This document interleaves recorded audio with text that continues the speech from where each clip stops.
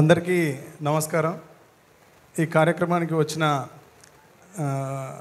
బాబీ సార్కి, కోన వెంకట్ సార్కి, రవి సార్కి, ఎస్పెషల్లీ సబాల్ట్రన్ ఫిలిమ్స్, డోలాముఖి సబాల్ట్రన్ ఫిలిమ్స్ ఈరోజు వేణు ఊడుగుల అనే ఒక బీజం తెలుగు సినిమా పరిశ్రమలో నాటుకోవడానికి కారణమైన విష్ణు సార్కి, తర్వాత ఈ సినిమాలో పనిచేసిన అందరికీ, శివాజీ రాజా అన్నకి, తేజుకి, కవిత గారికి, ఆ తర్వాత రమణ గారికి, వెంకట్, అనిత మేడంకి, అఖిల్ నువ్వు అస్సలు ఆల్ యాంగిల్స్లో సూపర్ నో ఈరోజు.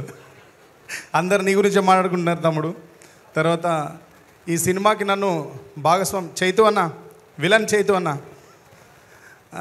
ఈ సినిమాకి నన్ను భాగస్వామ్యం చేసి నాకు సినిమాలో అన్ని పాటలు రాసే అవకాశాన్ని కల్పించిన ఈటీవీ విన్ వారికి, వేణు ఊడుగుల గారికి, ఆ తర్వాత నేను అందుబాటులో ఉన్నా లేకున్నా నా కోసం భరించి నాతో కూర్చొని నా దగ్గరికి వచ్చి నాతో పాటలు రాయించి చాలా ఓపికగా, చాలా ఓర్పుగా, నేర్పుగా నాకు సినిమాను కూడా కొంచెం అలవాటు చేసిన తమ్ముడు, ఈరోజు ఈ డయాస్కి హీరో, ఈరోజు 2 తెలుగు రాష్ట్రాలు మాట్లాడుకుంటున్న దర్శకుడు సాయిల్ కాంపాటికి నిజంగా నా ప్రత్యేక ధన్యవాదాలు తెలియజేస్తున్నా.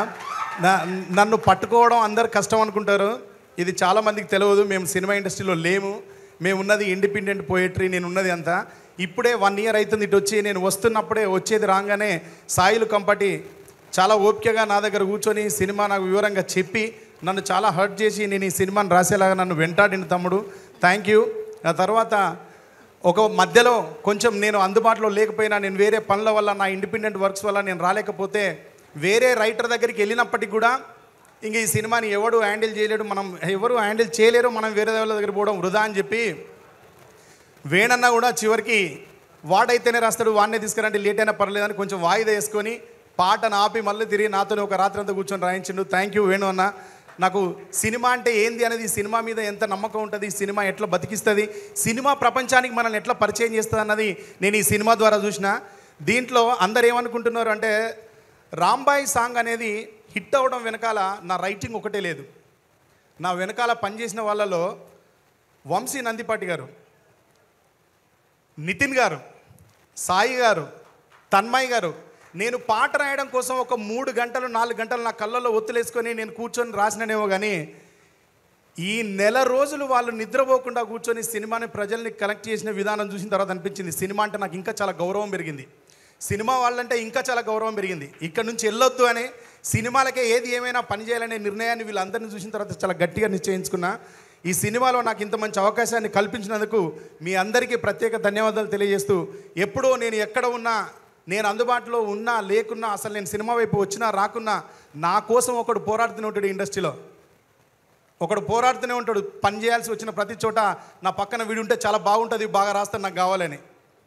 అతనే ఈ సినిమాకు ప్రాణప్రదాత, శబ్ద సౌందర్యం నింపిన తమ్ముడు సురేష్ బొబ్బిలి. లవ్ యూ తమ్ముడు. నువ్వు నా పట్ల చూపెట్టే కన్సర్న్ని నేను ఎప్పటికీ మర్చిపోను. నువ్వు మ్యూజిక్ కోసం ఎంత కష్టపడతావు, ఎన్ని గంటలు కూర్చుంటావు, ఎట్లా కూర్చుంటావు, ఎంత తపన పడతావు, ఒక రిథమ్ ప్రోగ్రామ్ చేయడానికి ఎన్ని గంటలు వెచ్చించి నువ్వు ఎంత బాధపడతావు, కుదరకపోతే నేను నిన్ను 20 ఏళ్ళ నుంచి చూస్తున్నా. నువ్వు ఇంకా చాలా మంచి హైట్స్కి రావాలి తమ్ముడు.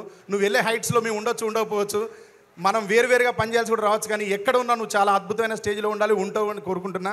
ఈ సినిమాలో అందరూ ఒక టైంలో, ఒకవేళ సురేందర్ గారు దొరకరో అనుకున్న టైంలో, సురేందర్ గారు అయితేనే బాగుంటుంది, సురేందర్ గారు అయితేనే బాగుంటుంది, ఆయన అయితేనే రాస్తారు అని నా ఎంట మహబాద్లో హోటల్లో కూర్చొని పాటలు రాయించిన రాహుల్ మోపిదేవ్ గారు, థ్యాంక్ యూ సార్.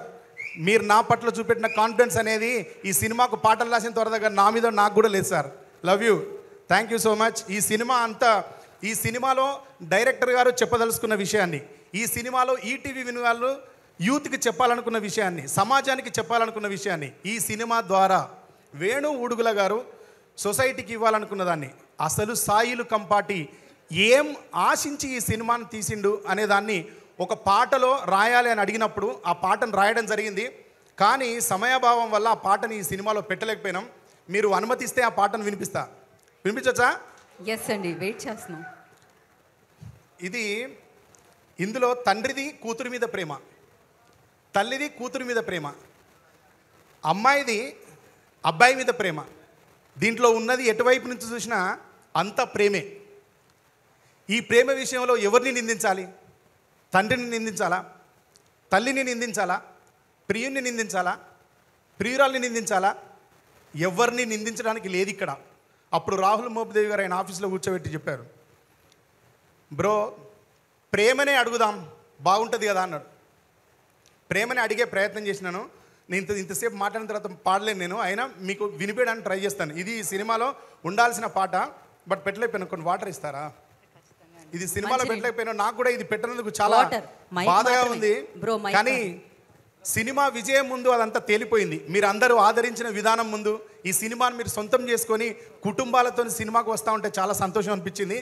అయినా ఈ పాటని ఇక్కడ చెప్తున్నానంటే ఇది సినిమాలో ఉన్నట్టుగానే భావించి చెప్తున్నా. Thank you.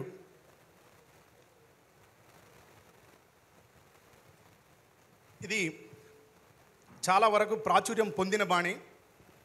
ఇది సాయిలు కంపాటి ప్రత్యేకంగా దీన్ని సెలెక్ట్ చేసుకొని ఈ పాట నేను ఇవ్వను అని తప్పించుకొని తిరిగితే మా ఇంటికి వచ్చి కూర్చున్నాడు దీన్ని రాయమని. చిన్నది వినిపిస్తాను.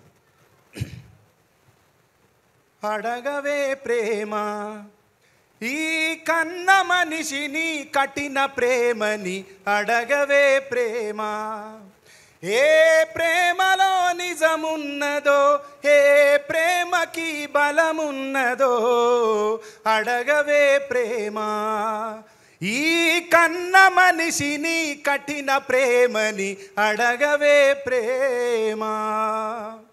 రెక్కలొచ్చి ఎగిరిపోయే కన్న పిల్లల సుఖం కోరి కట్టుకున్న గూడు నొదిలి వెళ్ళిపోయే పక్షి ప్రేమ.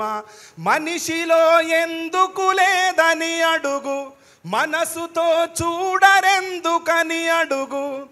పసి ప్రేమనింత శిక్షించడం ఏ ధర్మమో, అడగవే అడగవే ప్రేమ ఈ కన్న మనిషిని కఠిన ప్రేమని, అడగవే ప్రేమ.